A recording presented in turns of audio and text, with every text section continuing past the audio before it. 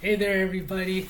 I just wanted to make a quick video today about my personal mental health diagnosis and my experience with mental health system here in British Columbia, and just pass on some things to you so that you can take this experience and learn from it and take from it what you will. So, in my current mental health diagnosis right now, I've had many diagnoses given to me, but my current one is schizoaffective disorder.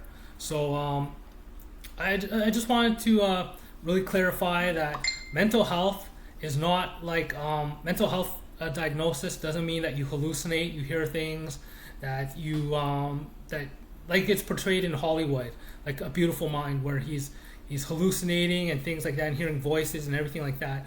Most mental health diagnoses, some of them do have those symptoms. And by the way, I'm not a psychiatrist, I'm not a mental health professional, but my personal experience is that some of them do have those symptoms, but doesn't mean that it's like that at all. You might not even have any of those symptoms at all and still get a mental health diagnosis, or a diagnosis like schizophrenia or schizoaffective disorder, and you don't even hallucinate or hear voices. None of that, but you'll still get a diagnosis. So it's up for the doctor to decide. If you go to a review panel, don't argue that you don't have a mental health diagnosis, because the doctor is the professional and it's his trade and he knows how to diagnose these illnesses. Don't think that that because you don't have a mental health diagnosis that is consistent with what you know about schizophrenia or any type of other mental illness that you read about on Google or the internet, that you don't have it because you don't hallucinate, you don't hear voices, any of that. Just because those things aren't happening to you doesn't mean that a doctor's professional opinion doesn't come into play. So just know that it's something that they're diagnosing, and it's between this group of professional doctors that that will decide whether or not you have it. So a lot of the medications will make you feel tired, slow, sluggish, make you feel like you don't want to live life to the fullest.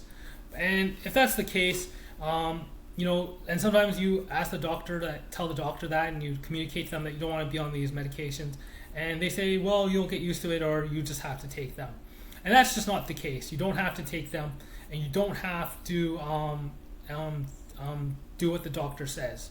So I'm not saying that you shouldn't take medications. Maybe you do, maybe you don't. But what I'm saying is, if it doesn't make you feel good, then you would know best, and you have a right not to take them.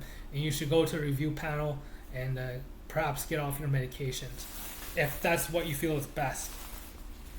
Because my doctor said that I needed medications, and that I wouldn't be able to function without them, and he was completely wrong. And there really is a conspiracy to make me look like I'm have a mental health disorder. When I go out in the community, mental health in the Mental Health Act of BC is a person that can't appropriately interact with their environment or associate with others. And when I go out into the community, people are like just left and right trying to harass me, agitate me, doing all types of things to get on my nerves. And if I act out or go berserk or lash out, they'll call an ambulance or a police officer on me, and they'll ask me if I have a mental health diagnosis and take me to hospital and inject me with typically any type of medication they want, make me take pills until I get out. So don't think that because you have a mental health diagnosis that you aren't responsible for your actions, because you still are. But in today's day and age, doctors will do things like they're as a group of people, they will conspire against you. They will send your picture out among. I mean, we all have these phones nowadays, so I just have to send a phone message to a group of people, send your picture to them. When they see you in the community, they'll just blatantly go out and harass you and just try to provoke you and get you angry, so that an ambulance can come pick you up, and the doctors will be able to torture you again. So that's just my 2 cents on my personal experience. Don't get angry. Don't get upset. Those people will inherit whatever they inherit when they die.